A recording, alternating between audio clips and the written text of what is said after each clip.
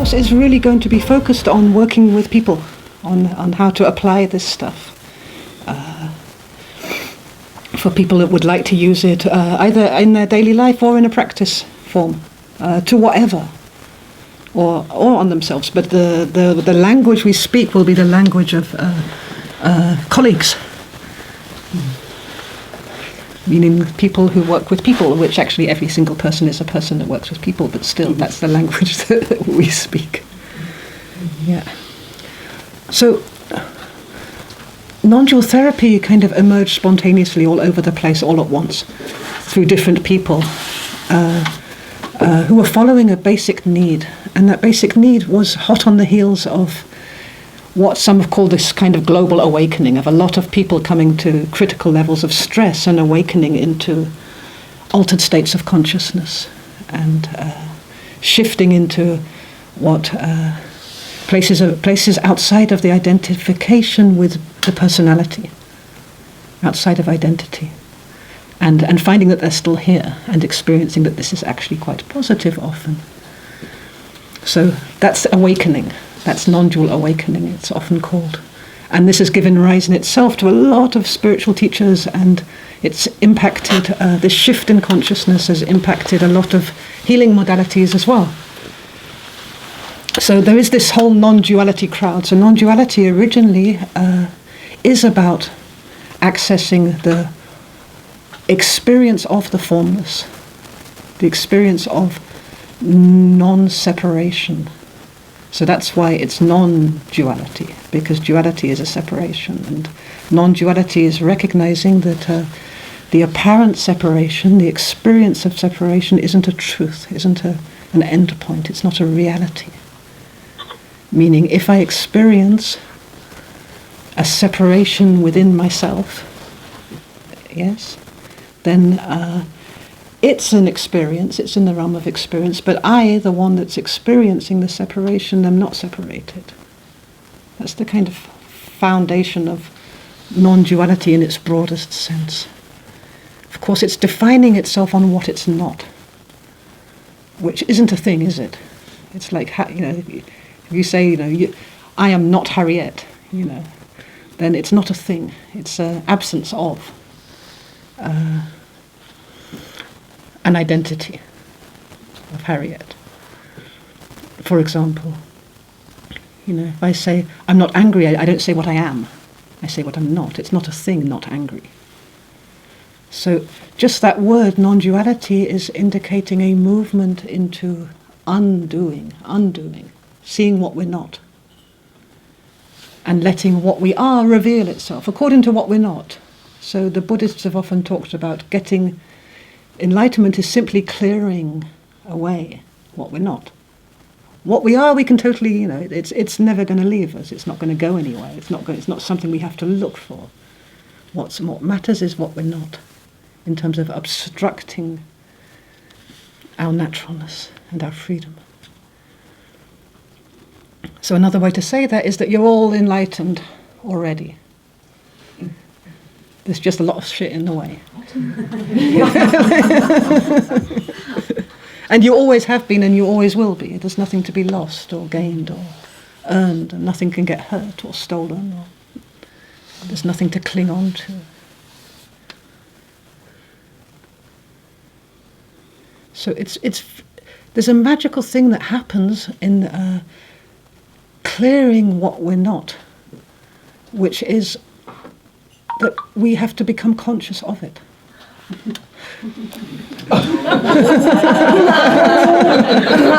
have to become conscious of it. Of the thing that we're not, you have to become conscious of it in order to know that you're not it, right?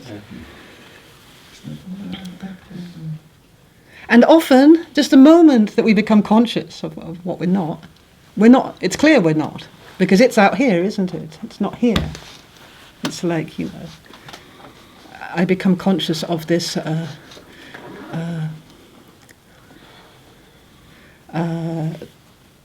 negative, toxic, it will all end in tears form inside myself. And the moment I become conscious of it, I'm free. Because it's appearing in my consciousness. It's no longer glued to my consciousness, where I'm just, in a seamless unity with being a negative bitch, right? But the moment I become conscious of it, there's a space.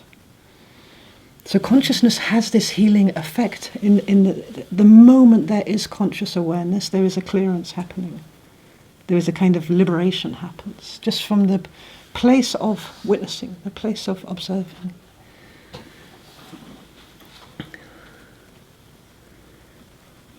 And that's how non-dual therapy emerged, really, because there was a real need to support people in realizing what they're not. For a while in the non-dual movement, which is originated in India, ancient wisdoms of India, but the wisdom of unity is also there in Tibet. It's in there in all forms of mysticism. It's quite a timeless wisdom. So the first thing that happened in the non-dual movement was there was the let go movement. And so in satsangs and spiritual events, everybody would be being told and telling each other to let go. Just let go, let it go, release it, release. The Osho movement, release. Which has a danger of becoming the get rid of movement,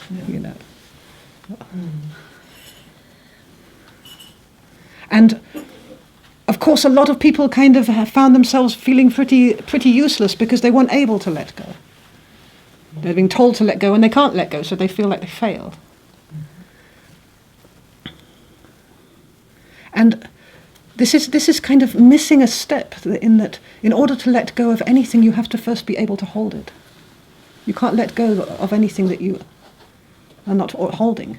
The whole movement of letting go depends on holding it, first of all, in your consciousness.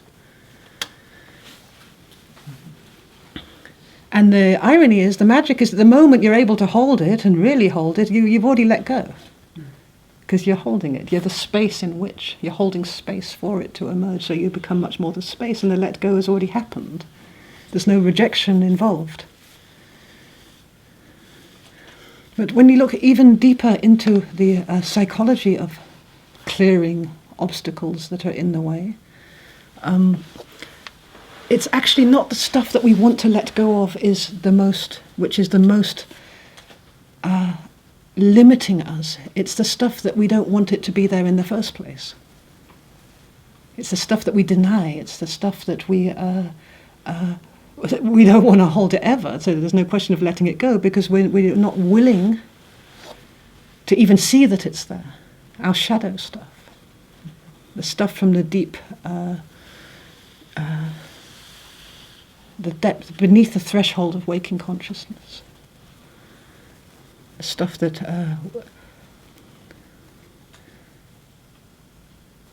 is fundamentally unconscious in a way.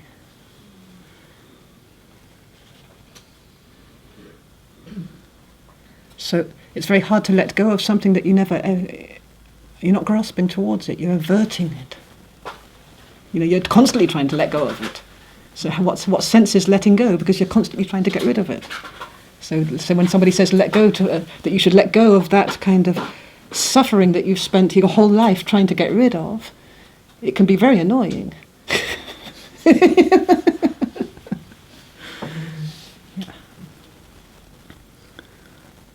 So the non-dual experience is an experience of freedom from limitation. It's an experience in which the sense of separation becomes just a sense, like the sense of pain or the sense of hot or the sense of cold. It becomes just an experience, a sensed experience. It loses its grip on reality. So we can suffer the sense of separation, the sense of being split, or any sense, but it's no longer defining us. It's no longer limiting how much space we can take around ourselves, how much we can breathe in and out. It's no longer pulling our body down. It's no longer contracting our mind, this sense of separation. But it's still there, as a felt sense.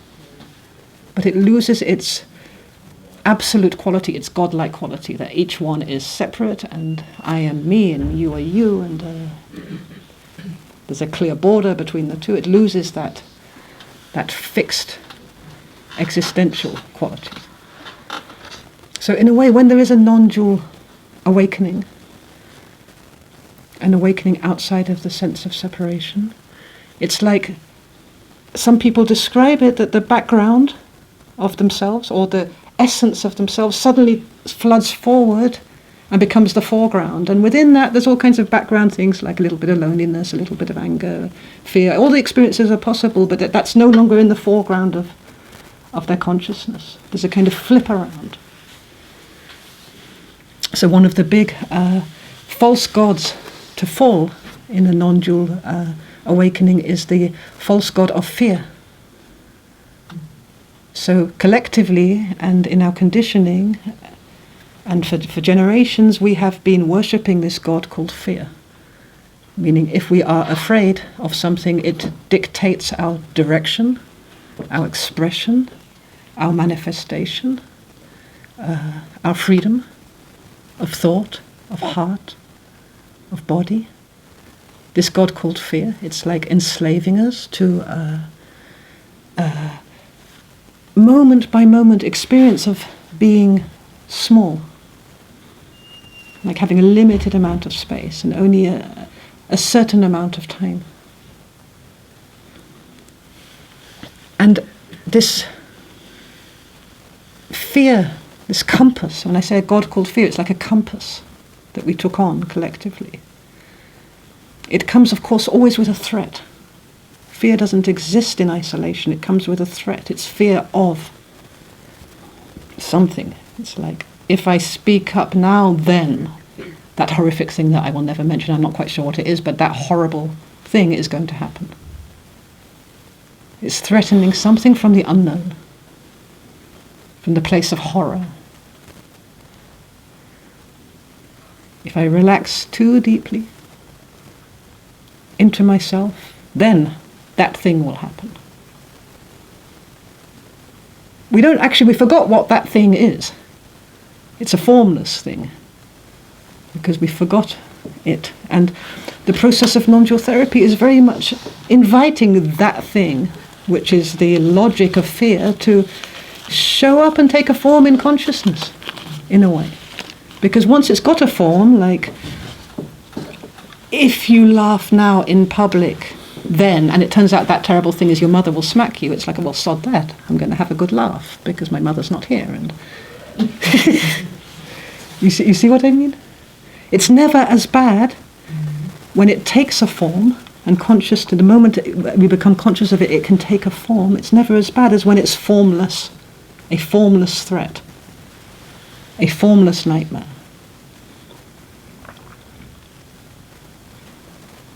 So when the thing that we fear has no form, let's say we deeply, deeply fear one of the sufferings of the belief in the separate self, we deeply fear being abandoned, being left completely and totally alone. So it's not quite conscious that we're fearing the sense of abandonment, and that it's just a sense. And so we're fearing this word, this state, this place, abandonment. And because it's not quite conscious, the sense of abandonment seems to be like filling the skies, and in the earth it's like glued to consciousness. It's everywhere, the sense of abandonment, as a threat.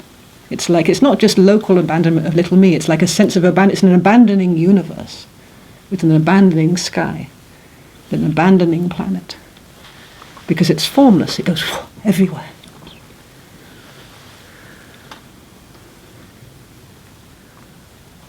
But it's not formless, because the actual physical sense of abandonment, the physical felt sense of abandonment, it comes and it goes.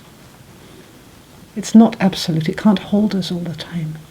And as it comes and it goes, it arises and disappears, this sense of abandonment. When we allow it into conscious awareness, it becomes clear that there is one which is not coming and going, and that's the one which is conscious or aware of the experience of abandonment, the felt sense, the sensations of abandonment.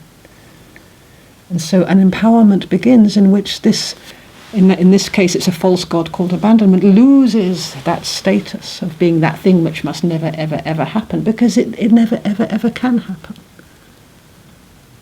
Not in the same way that, not in any way that could threaten that which we are at the non-dual source, the one that is conscious or aware of it.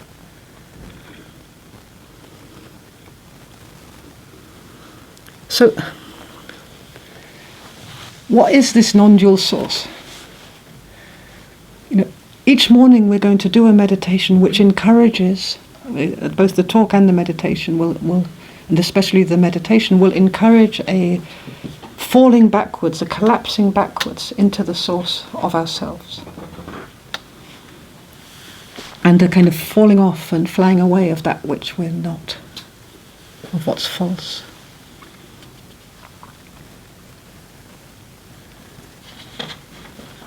And in the afternoons we will do partner work and group work and look to apply the techniques of Nondual Therapy in a practice way. But we need that increasing consolidation with the non-dual experience within ourselves, to learn to relax in that, to learn to meditate in that, in order to support the partner work and the activity of non-dual therapy. So what is this non-dual source?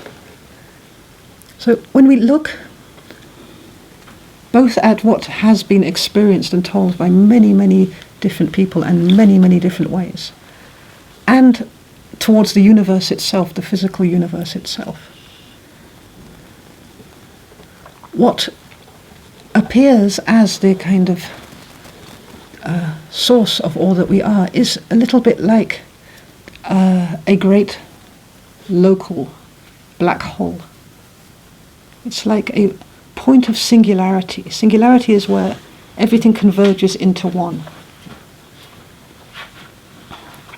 And then there's a flip around where it throws out effects. So, and of course singularity is a word from physics, but singularity is non-duality. So within the whole field of experience,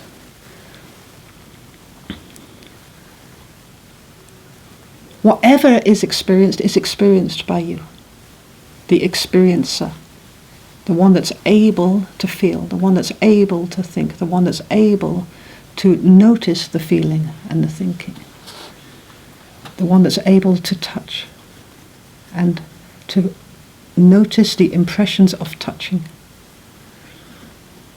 There is always this behind place of perception.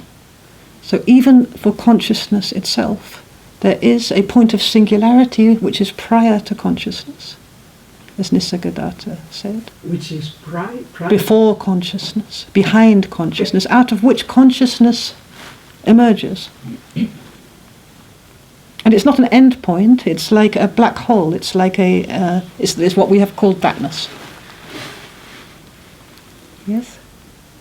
So, we have called what? That. Like I am that from Nisargadatta, thatness. So in contacting this, it's like first we become conscious and then we fall back. It's no longer looking out like this towards what's appearing in experience. It's a falling back into the point of singularity, into the black hole of perception in a way, as the black hole of perception. So whatever we can feel or sense or experience is not that, because we are the one that's experiencing it.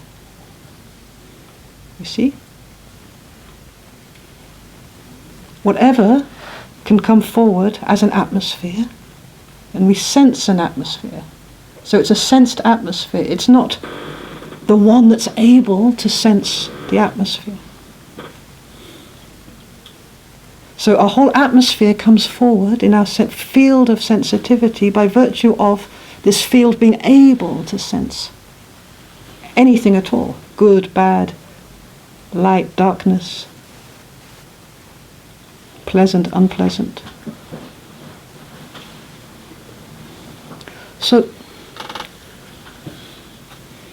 there are a few often used phrases for this. For example, that it's like the eye which can't see itself. How can your eyes see themselves when they are the ones seeing?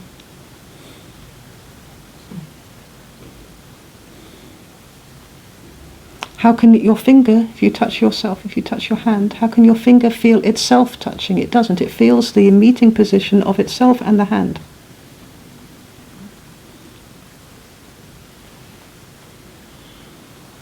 A crude example of muji is it's like a knife that can't cut itself. This is all singularity. A knife can't turn around and cut itself. So the one that I am isn't really able to experience itself. It's just able to softly relax and fall deeper and deeper into itself and experience the effects of that falling back. So when I fall deeper into that singularity, into that black hole of myself, behind even consciousness, not grasping at anything, it has an effect on experience. So this I can feel, but I can't feel that. Because that would put it here. And then it wouldn't be me, it would be a concept. And it's not so uncommon, it's kind of totally commonplace. It's there in every single moment of experience as well, through all experience. Every single moment, asleep or awake, this is continuous. The only thing we can say about this point of singularity is you can never get rid of it, ever. No letting go there. No holding space for it, nothing. It just is. It doesn't care if you are blind drunk or Jesus Christ. It doesn't care. It's got this quality of equanimity. What does that mean? Equality. Everything is the same to I know it. the quality, but what is equanimity? Equanimity is like the felt sense of equality. It's how our quality feels. So it's like the same. gravitite. Like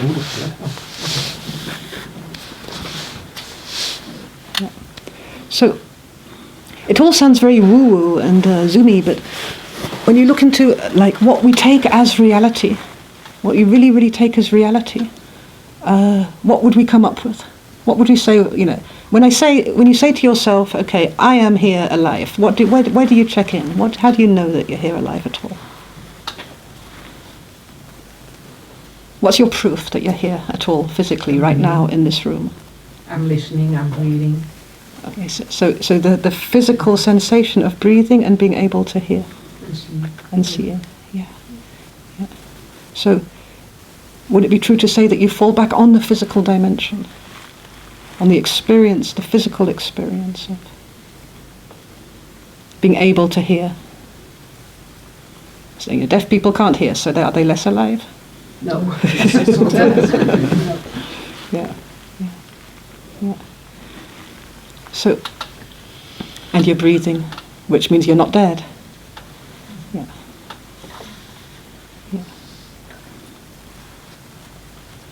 So, in a way, what you're saying is very, very true. We check in on the body. With that question, how do I know if I'm alive here at all, physically, what's reality? We tend to check in on the body. This is real, I can touch it, I can hold it, I can sense it. This is what's real. And of course, when we're talking about non-separation, people will often come forward and say, yeah, but I've got a separate body. There's no negotiation. My body is separate. That's it. Okay, with the heart and the thoughts, and okay, this I can accept, but the body, it's a separate entity. Stuff happens to me and not to him. Because my body is separate.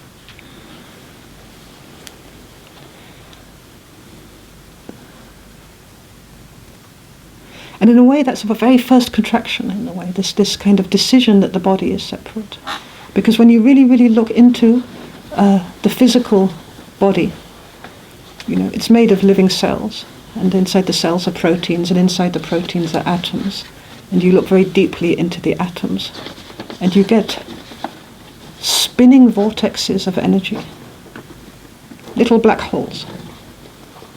So we're made up of trillions of little black holes. All of them with a gravitational pull, pulling experience towards themselves. And it's even a little bit, that's not entirely true, because what actually happens is that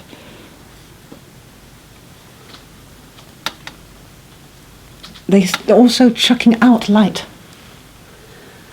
Just like a big black hole, when you get swallowed by a black hole, it will have a Hawking's radiation. It will be this effect of light from your being swallowed inside your own black hole.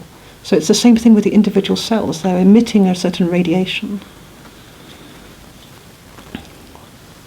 And they're both here and not here in terms of physical observation, meaning if you look at it with your consciousness, it will take a form. And if you don't look at it, it can become a wave. It can disappear. So it's not stable in any way.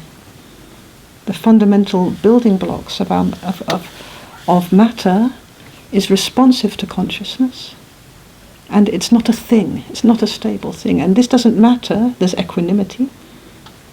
If it's my consciousness contacting my hand or my consciousness contacting the floor, the same effect is possible at that level, at the atomic level. So you've got this basic principle of the spinning vortexes, these black holes. And then we can take it up a level and look into more subtle forms of experience, if it's more subtle. I'm not sure it's more subtle, but and the emotional and feeling, the psyche, the experience of being somebody as a psychological entity. And here too you see this principle of spinning vortexes. Most of you studied the chakra system, which is all spinning vortexes. So often the center of the head, the mind, is like receiving information, and it's producing an effect. It's receiving information from the unknown into the unknown, and then there is an effect.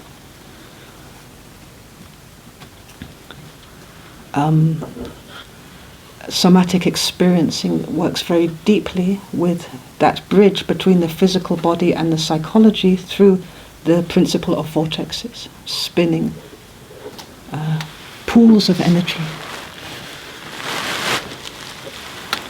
And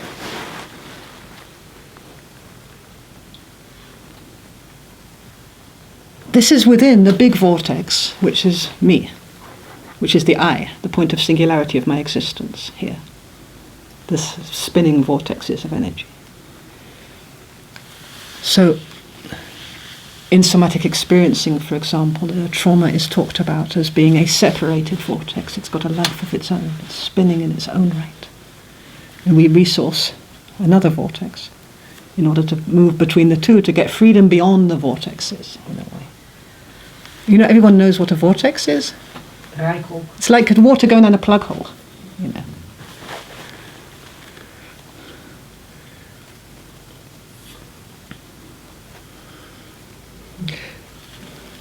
Everything is sublimely beautiful in naturalness and blissful. But where there is suffering, where fear is still running the show, these vortexes can be vortexes of pain, of suffering. So there is a vortex is spinning around two poles.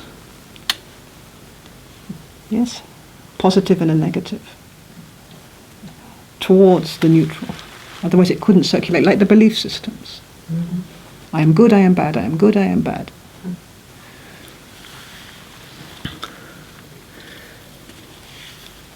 Everything is great in naturalness, but when we begin to suffer, this is when we come into the area of non-dual therapy, where the vortex can be released back into naturalness, into a natural where we can release an unnatural duality, an artificial polarity, like good versus evil, or me versus you, or light versus darkness, and give it back its naturalness in the big scheme of natural duality. So duality and naturalness, we know it's all about these vortexes, these spirals. The whole universe is spiraling, we're spiraling, through balance and harmony. So we have a left hand and a right hand, we have up above, we have down below, we have in front, we have behind, we have day and night, winter and summer, spring and autumn. in naturalness there is the man and the woman, or yourself and the other in naturalness in a dance. And there doesn't have to be any suffering there in the foreground. It can be there in the background as part of the adrenaline, part of the excitement, part of the material of being alive, part of the stress of evolution, but it doesn't have to be the thing that runs the show. So this emergence of suffering and the belief in that which we're not happens really at the first emergence of creation. Like, there is this unified field of pure potential of everything, where there is no separation. This is all happening at once, where there is no separation, and then dualities begin to emerge. So out of this sense of like blind, almost unconscious unity, totally taken for granted, perception begins. There is consciousness. And there's an experience, and you see, let's say you're a female, and you see your male side split away. And it's not you, it's like totally in duality. It's the opposite side. And it's got this quality of otherness. It's other. And it's fearful. And then there is this like, oh no, no, no, no, no, no, no, no, no, no, no, no, no, no, no, no, this is terrible. And there's such a longing behind the fear in a way, because it's incredibly beautiful what you see, but it's not you. And so you kind of fall in love with it and bring it back again into unity. And it's home again safe. And you can relax. But then it happens again. There it is again. And this movement of separation into creation hurts like hell. The movement of separation, for example, between male and female has incredible agony in it. Or from a child from mother. It has incredible pain in it to be separate. And so there is a searching for the cause of this pain, because fear is emerging, because you don't want this pain to, you want to be able to control it, you don't want it to happen again. So you look for the cause of the pain and you see the man. So that agony, that hatred, that terror, that pain becomes identified with that other. Meanwhile, on this side, he is seeing the female. And that agony, pain, terror, horror is identified as female. And so there's this scream of suspicion and pain and distrust and terror just there between the first emergence of male and female. And you see it in every single relationship between men and women. This scream. You know, people blame their husbands for things that there's absolutely no way that they can be responsible for all of the suffering and horrors and catastrophes of the universe. But that's the energy that people often come towards their partners with when they have a little argument. Right?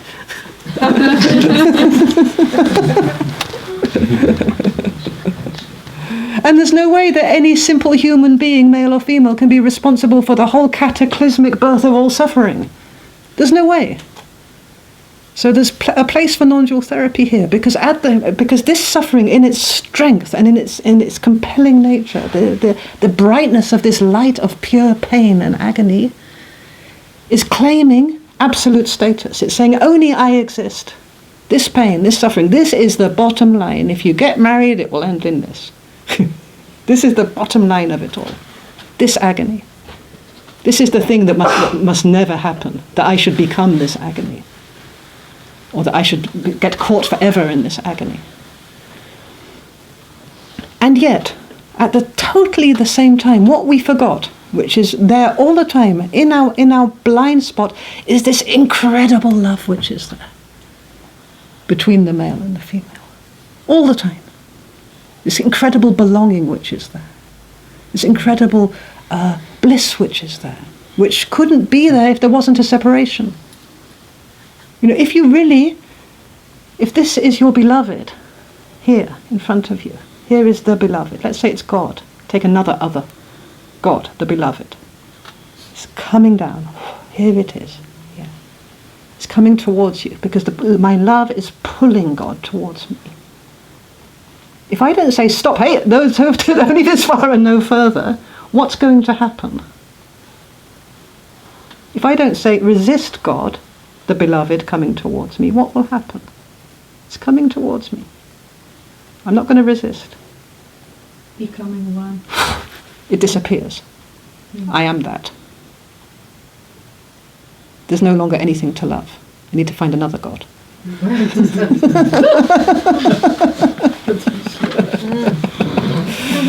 Right? So love, bliss, belonging, freedom, they're all on a very, very subtle dimension, existing by virtue of separation, as well as the bloody pain. Ecstasy, happiness, togetherness, peace, unity. You know, if everything was completely and totally experienced as one all the time, the whole word unity would collapse in its meaning. It would be gone, and then we would start again, subdividing. So this experience of otherness is really, really major in non-dual therapy, because otherness is where we split from aspects of who we are, where we deny, where we get triggered. And of course we give it a lot of authority. We say that we imagine that spirituality is other than human. So you're coming to a spiritual workshop. And if you go and do a cooking workshop, it's not spiritual. And certainly when you're having a bath or having a shit in the morning, that's really not spiritual. Although there is a blessing for that in Judaism. It's like something like, blessed art thou, Lord of the universe, that loosens my bowels and allows me to defecate in freedom. And there is a blessing. And an old rabbi once told me that you should say that blessing, because when it's not there, being able to shit in the morning, you're going to really miss it.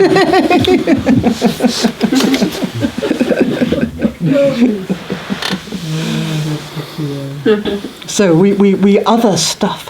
We do this othering thing, and it becomes a compulsion, and it becomes an epidemic of othering. So we other God. God is other. Of course, Satan is other, unless we're really honest. Our partner is other. Our dear friends are other. The ones that we claim to love with all our hearts are other. Our environment, our social world, our community is other from us. It's got that sense of otherness. At least it's other from other communities.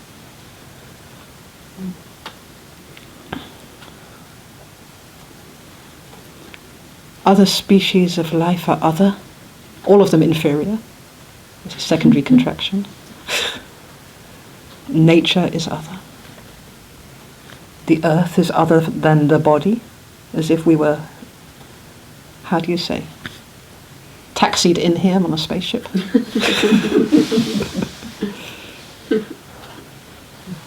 And it's other than life. We treat the earth and the environment as if it's dead, as if it has no life in it, as if the planet wasn't alive, as if it's not this soft, sentient, responsive, living being, which it actually is when you really check in on experience. Like the body is a soft animal, sentient, living being, also the earth, it's letting us walk on it. We're a little bit like scabies. You know what scabies is? But she is so patient and caring and tolerant of us, and loving and nurturing. Some of us are like scabies, Republicans.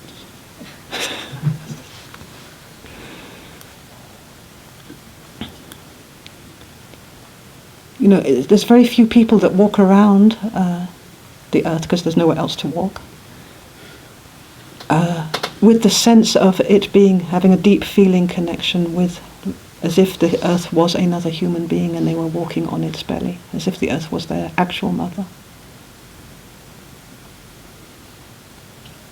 But it's no more phantasaic than saying that the earth is empty and dead and it's not really an alive thing at all, when there are trees growing on it and flowers, and when we're born of it, and our mineral ancestors and the whole of life is born of it. Actually, it's a little bit dumb to think that it's not alive and sentient, like every single thing else here. So we other the planet. You're beginning to notice that we're othering our chief resources in non-dual therapy. This is all our resources. This is all the places we can go to rest and draw power and draw strength and where we can relax. And we are othering them. We put them outside of us. Yeah. We other, just as we other nature, we do this othering movement towards physical nature, we do this othering movement towards true nature. So between this point of singularity, there is this point of singularity of the black hole, and there is consciousness, or conscious awareness emerging out of the black hole, out of the singularity, that my consciousness is emerging. And then it's differentiating into the qualities of consciousness. And these are qualities which are spontaneously arising, never get lost. We might identify with them and think we own them, but we don't, because they're more real than we are, they're more true than we are. We're made of them. It's like saying I own the mineral iron because I've got iron in my body. We don't own it, it just moves through our experience. So these are the qualities of true nature, where consciousness differentiates and has a certain feeling effect on us in areas that we will recognize, like everyone knows what love is, right? But we do know what love. Somewhere deep down, we have a felt sense of love. We have a felt sense of peace, which isn't the same as love. We've got a felt sense of freedom. It's not the same as love or peace, this existential freedom.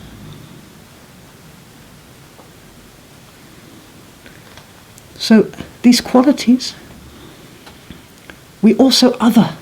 And this is where it becomes very much into the hypnosis of our conditioning and what we're taught in schools and what we're taught by our parents and what we inherit as trauma and conditioning. It's like what we call the software of suffering, which says that these qualities of true nature, like everything that we're all striving for, love, peace, unity, freedom, belonging, purity, innocence, okayness, these qualities are somehow phantasaic. They're for woo-woo spiritual people who are othered, right? They're not real. You know, when you go to a regular therapist, you do your behavioral therapy and you work hard, or you do your psychoanalysis, or even sometimes you do your somatic experiencing. And then if there's a bit of love shows up and a bit of peace, this is a good side effect. It's a nice byproduct of the psychological process. So what non-dual therapy is doing, it's turning it around. This is the resource that we begin with and we end with, and it's in the middle as well. And for that, it's important that each non-dual therapist works a little bit in consolidating the environment in which these qualities can spontaneously arise.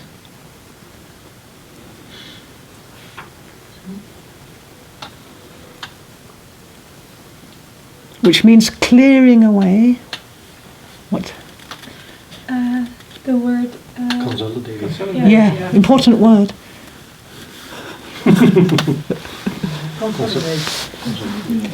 Being able to really relax as that. It's meaning there's nothing in the way anymore. It's not shaky. It's not like the love is othered. So when I say, okay, I'm going to work with the quality of love, let me get some love in here. So it's like, where's it? Where's the love? Yeah, because the love is other, right? And so I consult memory, and memory says, well, love looks like this. And then I push a little bit, make a bit of effort to be loving, and sometimes that can create an environment for love. But often it's a love complex that we're talking about, and the chief thing that's controlling that complex of like misconceived love is fear of being that evil, hateful one. Because where love is not is really bad. And so the whole thing is like othered out of reality in a way. And so the only way we really trust the quality is when we create an environment of balance and harmony and relaxation in the formless. is another way to say consolidate, to relax in formlessness as nobody, nowhere, nothing, the space between everything. And then if and when a quality spontaneously emerges out of the nothingness, without us doing anything about it, except creating an environment of not grasping and not pushing away, then we can trust it. Firstly, because it's not ours, and we're not trustworthy. So, care, for example, is a spontaneous arising out of the nothingness. It's like arising like, whoa, by itself. We can think up here that we really don't care. We've really had it. We've had it with caring. We could have been thinking that for 2 days. I don't care about this, I don't care about that, I don't care, I don't care, I don't care. We could be having a whole tantrum which actually clears the way of all of this false care. And then when we finish not caring about anything, and we sit down and relax with a cup of tea and a vape. This care comes forward in and of itself, maybe in contemplating a tree. We actually realize that the partner that we're arguing with, there is this immense care towards them. Of itself. So that's the area of quality. The qualities of true nature. And what we do is we other them into a thing which we hope we can control or possess or manipulate or conjure up like this. And we really, really can't. And this is where we get a little bit mystical, because when you're working with somebody, it's enough that you open the possibility of love, for example. You open the possibility of love. And love can be moving through you, and you might not even be feeling it. Because it's not your love. What we're conscious of isn't what's ultimately true nature. But the intention opens a door. You're pointing behind the words. Yeah. That's what you're doing. Yeah. So, if there was a black hole of love, a point of singularity, love is coming from the source of all that we are, the source of life, the source of the universe, the source of everything. So, the person is telling you their story, and you're there, in this centered position of just a pure awareness, outside of judgment. Maybe just relaxing, and maybe your mind is saying, God, she's boring. Doesn't matter. Because you're there. So what's needed from them, for example, what they're really, really longing for, and what they need in that moment more than anything is the vibration of love. They're going to start pulling love towards their own black hole. Out of your black hole. There's going to be a meeting position there. And then you'll know her by her effects. This is the Hawking's radiation, this is the light. So this experience maybe later on of warmth or of relaxation or of being nurtured or being cared for, feeling of being protected. These are all effects of love. The feeling of belonging, the feeling of being wanted, the feeling of being seen. Effects of love. To really find love, you find first her effects, and you say, what's this? It's loving feelings, loving feelings. And then you say, okay, but these are just effects. Let's dive into the black hole, where these effects are arising from. Into the unknown. And then there are more effects, and at a certain stage the effects get so strong that we probably identify with them, but that's all right, because nothing ever gets lost. Can I ask a question? Yeah. I sense in myself that an effect of love in me can be tension and fear. Yeah. Yeah. Yeah. Yeah. Yeah. And that feels so dualistic, or it feels weird. But it's a response to love, and I know that it is that comes out of that, or that it is a reaction. Something. Really, it's interesting. Yeah. So what we do, it's a really, really beautiful observation, because what we do, if the effect of love is rage, tension, stress, fear of violation, or the effect of care is that we want to kill what we see as being the source of the care.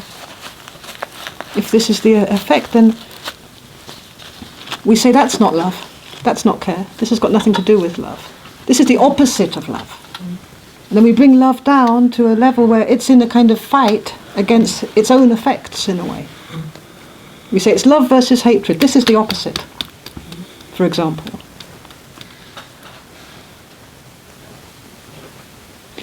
But then we're still inside this battlefield,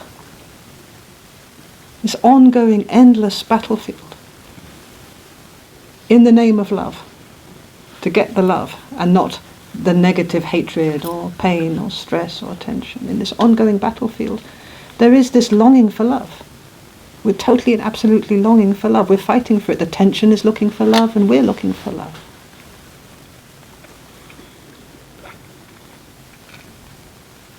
But these are the effects of love in you or in me, in my system, when it goes through.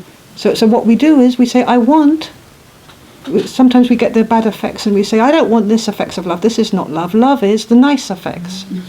It's how I felt when I first saw my partner. I want these ones. I want the pleasure and not the pain.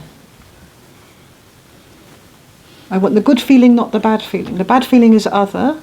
The good feeling is me, moi. I am love. And love is supposed to feel good. And love is supposed to feel good. Only good.